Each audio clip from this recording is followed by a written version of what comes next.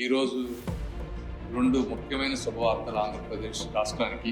ఆంధ్రప్రదేశ్కి అమరావతి అనేది ఒక కళల రాజధానిగా, ఒక చరిత్రలో నిలబడే రాజధానిగా ఉండాలనేది గౌరవ ముఖ్యమంత్రి గారి కళ.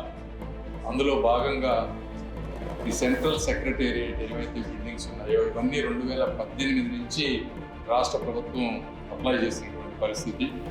అంటే 2019లో గవర్నమెంట్ మారిన తర్వాత వెనుకబడిపోవటం, మళ్ళీ 2024 గవర్నమెంట్ వచ్చిన దగ్గర నుంచి దాదాపు 2,500 కోట్ల రూపాయలు విలువ చేసేటువంటి ఆఫీస్ కాంప్లెక్స్ కానీ, రెసిడెన్షియల్ కాంప్లెక్స్ కానీ సెంట్రల్ గవర్నమెంట్ ఎంప్లాయీస్ అందరికీ కూడా ఒకే చోట ఉండే విధంగా, ఒక గేటెడ్ కమ్యూనిటీస్లో మోడర్న్ ఫెసిలిటీస్తో ఎలా ఉంటాయో గ్రీన్ ఎనర్జీ ఎఫిషియన్సీ ఉండే విధంగా, అధునాతనమైన కమ్యూనిటీ హాల్స్ ఉండే విధంగా చేయాలనేటువంటి ఉద్దేశంతో తయారు చేసినటువంటి డిపిఆర్ ఇది.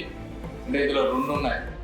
ఒకటి ఆఫీస్ వచ్చి 2 టవర్స్ 1,300 కోట్ల రూపాయలు. రెండోది తీసుకుంటే రెసిడెన్షియల్ కాంప్లెక్స్ 1,234 కోట్ల రూపాయలు. ఈ డిపిఆర్ ఇవన్నీ కూడా మేము దగ్గర కూర్చొని డిజైన్స్ ఇవన్నీ చేయించాం.